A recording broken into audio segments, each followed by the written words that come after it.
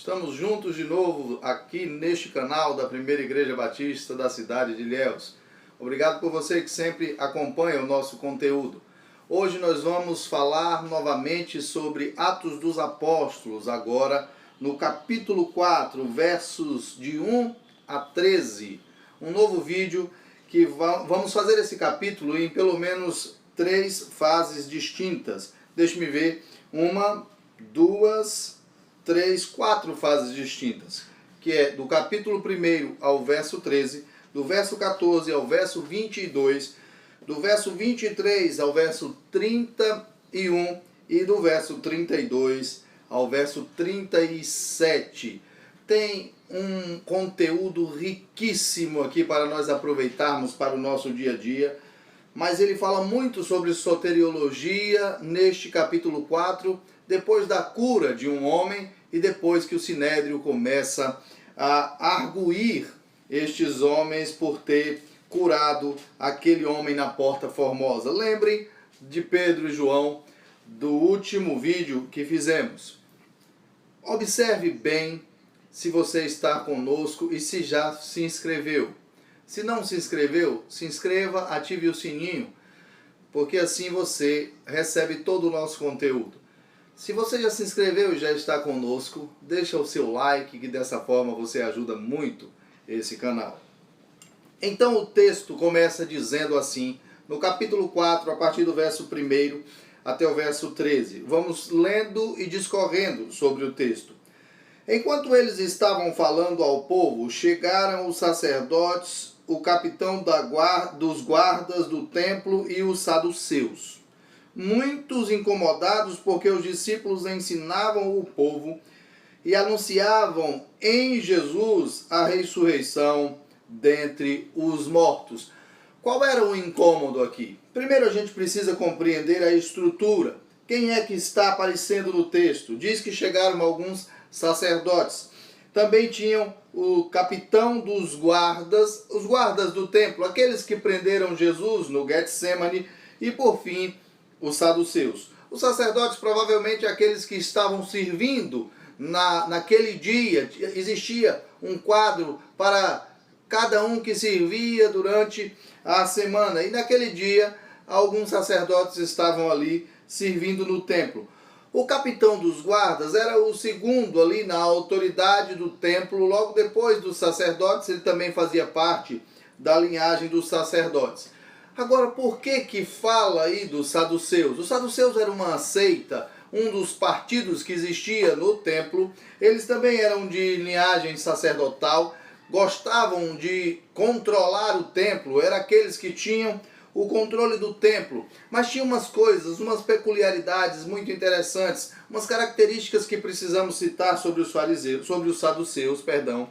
E por isso que eles estão sendo citados aí. Exatamente porque eles eram uma seita que não acreditavam no Messias pessoal e também não acreditavam na ressurreição. Se eles estavam ouvindo pessoas falando de um Messias e estavam falando de ouvindo pessoas que estavam falando da ressurreição dos mortos, isso os incomodava muito. Tinha uma coisa interessante que acontecia. Os saduceus dessa época reconheciam que este período era um período messiânico, mas não acreditavam no Messias pessoal. Acreditavam que era um período messiânico porque estavam dominados pelo império e ansiosos por um líder libertador. E é exatamente isso que vai tomar a cabeça de muitos dos judeus, porque eles espalham esta ideia de um rei libertador. Jesus, da linhagem de Davi, era um dos que poderia ser um rei libertador, mas chega um Cordeiro Santo que morre em favor do povo, como o resgate que era apresentado no templo. No verso 3 diz: então os prenderam e os colocaram na prisão até o dia seguinte, pois já era tarde. Prenderam os apóstolos, aqueles que estavam falando de Jesus. No verso 4, contudo, muitos dos que ouviram a palavra creram, e o número dos homens que creram aumentou para quase 5.000. Lembra lá quando nós falamos lá no texto do capítulo 2, que o aumento foi para 3.000, agora foi para 5.000. E mais adiante, no capítulo 5, vai aumentar novamente, vai aumentar, porque Atos vai falar sobre o crescimento da igreja. E esta pregação é uma pregação que apanha, que arrebata todos aqueles que estão atentos e que estão querendo libertação. Mas eles ouvem uma ideia diferente de liberdade, uma liberdade nos céus, uma liberdade após a ressurreição dos mortos. Mas tem um detalhe que passa quase despercebido aqui. O verso 3 diz: então os prenderam e os colocaram na prisão até o dia seguinte, pois já era tarde. Este detalhe mostra o quanto o julgamento de Jesus foi injusto. Porque o que era que acontecia no templo? Após o fechamento do templo, após o último sacrifício, o sacrifício da tarde, o templo era fechado e não havia mais nenhum tipo de julgamento, principalmente se esse julgamento dizia respeito à vida da pessoa, se a pessoa tinha o risco de perder a vida por conta daquele julgamento. Lembrem-se que Jesus foi preso já na escuridão, à noite. Eles fizeram um serão para prender Jesus. Esse texto deixa claro aquilo que aconteceu lá nos evangelhos, porque no segundo sacrifício, o sacrifício da tarde, mais ou menos às 16, pouco mais das 16 horas, o templo era fechado e não havia mais julgamento. É por isso que eles os prenderam e deixaram lá até o dia seguinte, para que a coisa acontecesse de maneira legal, de maneira séria, digna, como de fato acontecia sempre. Depois de falarmos do crescimento da igreja aí logo no verso 4, o verso 5 diz assim: no dia seguinte reuniram-se em Jerusalém as autoridades, os líderes religiosos e os escribas. Aí está formado praticamente o sinédrio, que era o local onde julgava todos aqueles que, onde tinha todo o julgamento de todos aqueles que tinham cometido algum suposto crime. Faltava quem? Verso 6, e também o sumo sacerdote Anás, Caifás, João Alexandre e todos os parentes do sumo sacerdote. Aí no verso 6 mostra e deixa claro como as coisas estão bagunçadas no templo de Israel, como as coisas estão bagunçadas dentre as autoridades. Anás era de fato o sumo sacerdote. Ele foi deposto e o seu filho Caifás foi eleito sumo sacerdote. Mas tem toda a família aí, João, Alexandre e todos os parentes dos sumos sacerdotes estão envolvidos. Por quê? Porque eles estão muito ligados à política, estão muito ligados ao Império Romano. O verso 7, e colocando-os diante de si, perguntaram-lhes: com que poder ou em nome de quem fizeste isso? Vejam que há uma opressão dentre os próprios judeus com os judeus. Isso acontece na história durante todo o tempo, se nós observarmos a história. Aqueles que têm mais poder, dinheiro, eles começam a arrebatar os fracos do povo, principalmente aqueles que estão entre as autoridades, e esses se corrompem com muita facilidade. Foi o que aconteceu com o sumo sacerdote e toda a sua família, que agora tinha privilégios políticos. E agora diante deles, como se eles fossem as autoridades ali, as únicas autoridades, ignorando completamente os escribas, os sacerdotes, que faziam parte ativa das autoridades do templo. Eles colocam diante deles e diz assim: com que poder ou em nome de quem fizeste isso? Fizeste o quê? Fizeste aquela cura daquele coxo que estava na porta formosa.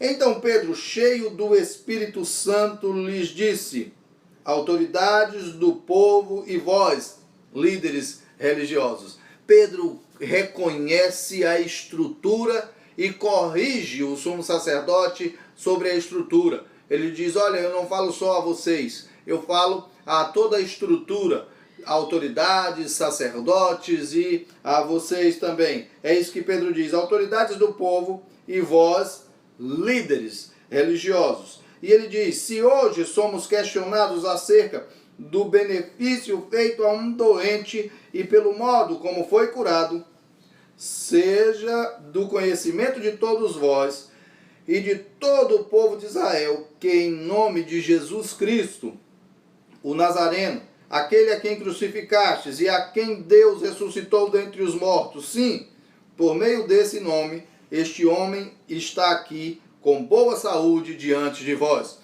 Pedro cutucou a onça com vara curta. Pedro disse: olha, vocês mataram aquele em nome de quem nós fizemos isso? O poder é dele. E quero dizer a vocês que ele ressuscitou dentre os mortos, mas vocês foi quem crucificaram ele. Ele diz: olha, em nome de Jesus o Nazareno, verso 10, a quem crucificaste, é quem Deus ressuscitou dentre os mortos. Sim, por meio desse nome, este homem que está aqui com boa saúde, esse homem está aqui com boa saúde diante de vós. Este é o benefício que aquele que vocês crucificaram faz. Vocês crucificaram ele por fazer coisas boas. Qualquer semelhança com os nossos tempos não é mera coincidência. As estruturas, elas só mudam os nomes, mas as pessoas continuam as mesmas. Muitas têm facilidade de se corromper, outras têm facilidade de ir de encontro ao sistema para corrigir as coisas. Outras têm uma sabedoria na hora de expor a argumentação para convencer todo o povo. O verso 11.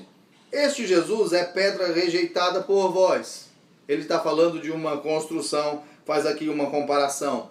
Pedra rejeitada por vós, os construtores. Vocês que são autoridades, é que deveriam estar pregando ele, mas vocês rejeitaram. É aquilo que João fala. Veio para os que eram seus, mas os seus os receberam. Eram os colegas de Jesus, aqueles que eram escribas, sacerdotes, sumos sacerdotes, aqueles que deveriam compreender e ajudar na mensagem do Cristo, na mensagem de Deus, na revelação da palavra de Deus. E ele diz: vocês rejeitaram ele, a qual foi colocada como pedra angular.